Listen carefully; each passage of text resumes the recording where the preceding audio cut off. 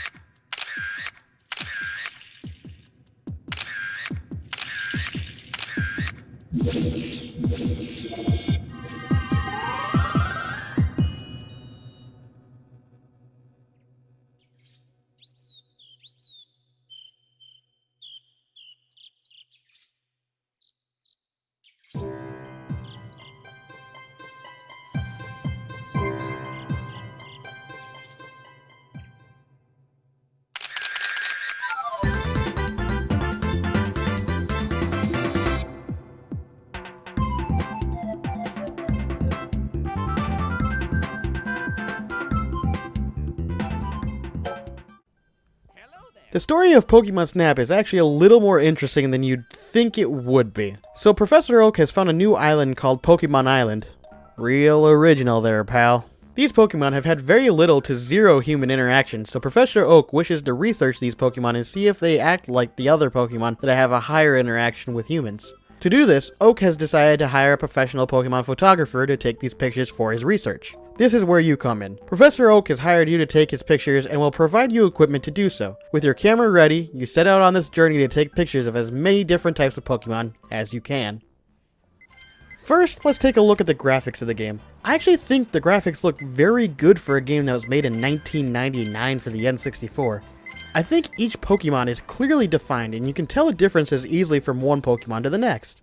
One thing you may notice is levels that are more open have the fog similar to that of GoldenEye. The reason for this is so that the game doesn't need to render those graphics that are far away that you can't see. This saves on the amount of processing power needed to render the graphics on screen, which allows for a more smooth frame rate, which then in turn allows for a more smooth looking game.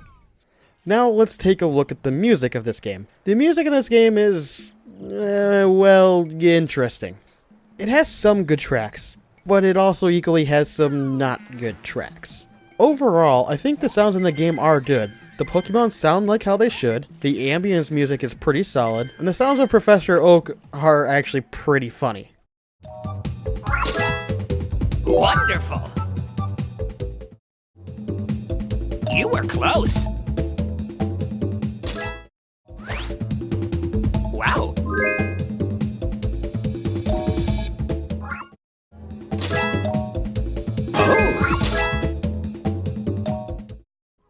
I liked the soundtrack. I didn't love it, but I liked it. What I did like about it is that each level soundtrack does a very good job at matching the environment that you are in. For example, listen to this.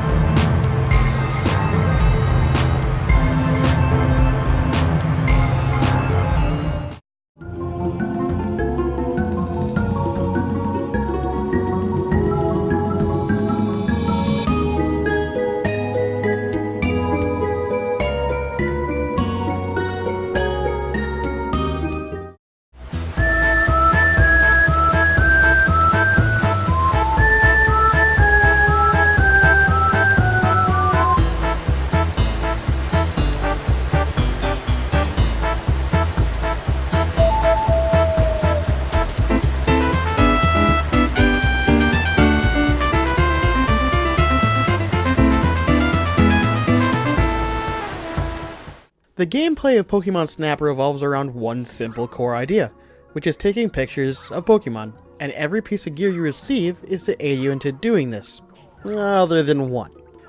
So Professor Oak has hired you to take these pictures, so obviously you brought along your camera, and Professor Oak has provided your transportation. The 01 is the machine you ride in that you can take on tracks, it flies you through the air, and can be used as a boat. It is an all-in-one machine. Neat idea, however, this means you are on rails. Now, if you don't know what this means, let me quickly explain. Being on rails simply means you have no control over the movement. The machine will move on its own and ride on its tracks kind of like a roller coaster. The downside to this is that you are trying to take pictures of Pokemon. Obviously you want to take the best pictures you can, but you likely only have a short time to take that picture before you move past the Pokemon due to the 01 not stopping for you. As you progress through the game, you unlock new gear that can be used to help you take better pictures. The first you will get is Pokemon food that is shaped like an apple. This can be used in different ways, such as hitting a Pokemon with it to get a different reaction than normal, and you can sometimes use it to lure Pokemon to do specific things. Next you will receive the Pester Balls. They kind of do what you would expect. You can use them on Pokemon to upset them, and in some situations you can use them to find hidden Pokemon or to receive a certain reaction out of a Pokemon. After this, you'll get a Pokemon Flute. This is an item that really does only one thing, which is make Pokemon happy and dance. However, when doing this, you may get different results from certain Pokemon, such as waking up Snorlax or making Pikachu shoot lightning. The last piece of gear you receive is the Dash Engine. This is simply an upgrade to the 01, which allows you to move through a level quicker. This can be useful if you missed only a couple of things in that level and just want to go back to those points and exit the level as quick as possible. Speaking of levels, there happens to be 7 of them. The beach, the tunnel, the volcano, the river, the cave, the valley, and Rainbow Cloud. You start right away with access to the beach. From there you unlock each level in different ways. Sometimes you need to do something in a level that will then gain you access to the next level, and other times you need to just take a certain amount of pictures of different Pokemon species. There is one exception though, and that is Rainbow Cloud. Rainbow Cloud is the final level of the game, but to get to it requires a bit of running around. At the end of the Valley stage, if you happen to open up the alternate ending of that level, which only requires hitting a Squirtle with a Pester Ball, which will hit a Mankey that is on top of a hill and knock him down, and then near the end of that stage, you will see that Mankey, and if you then hit him with either the Apple or the Pester Ball, it'll knock him backwards onto a stage. This will then take you to that alternate ending where you run into Professor Oak. He will tell you that as he has researched, he has found these Pokemon signs, and has requested that you go back to each stage and take a picture of that stage's Pokemon sign. Once you have done this, you will unlock the Rainbow Cloud stage. Now, there is only one Pokemon at this stage, and that happens to be the rarest of all the Pokemon, Mew. Now, taking a picture of Mew isn't so simple. See, Mew is inside a sort of shield ball, and when you try to zoom in on him to take a picture, the ball will light up and obscure Mew so that you can't take a clean picture. You will need to throw either the apples or the Pester Balls at the shield until it breaks. Once it does break, you'll get moments where Mew will fly past you chasing after its shield. If you take a picture of it at this point, you'll be taking a picture of its back, which isn't exactly the greatest picture, so you'll need to throw apples at it to get its attention. If this is done right, you'll get a moment where Mew will turn around and look at you, and this is the moment where you will want to take its picture. Once you have completed this stage, you will take these pictures to Professor Oak, where he will be ecstatic that you have a picture of Mew. This then will lead to the end of the game and the credits. At this point, you have now beaten Pokemon Snap. Pretty great story, huh? The verdict of Pokemon Snap is a game not past its prime. Now, the game overall is between a above average to an average game to me, but this doesn't put it past its prime for a few different reasons which I will go over now. 1.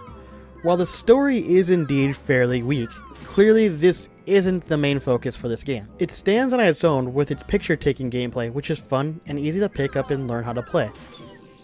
Number 2.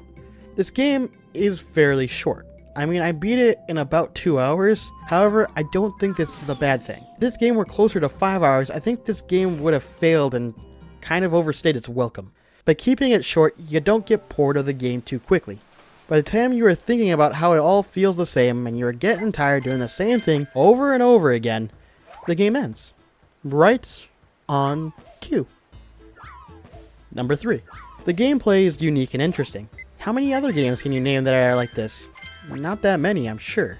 On top of that, while the game is repetitive, it gives you new gear that changes up how you play, and gives you that new gear at just the right times where you may be thinking of quitting for the day, but then you unlock the Pester Ball, and now you're curious how Pokemon may react when they get hit by it. Number 4. The music in this game is hit and miss, but when it does hit pretty well. And equally, the graphics actually look pretty good for an N64 game. Like, I was legit surprised at how clean it actually really looked. Number 5. Again, the major make it or break it for me is the fun factor. And honestly, I had fun from beginning to end of this game. It's short, it's sweet, it gets to the point, and it pieces out. It doesn't overstay its welcome, and it never gets overly repetitive and boring at any one time.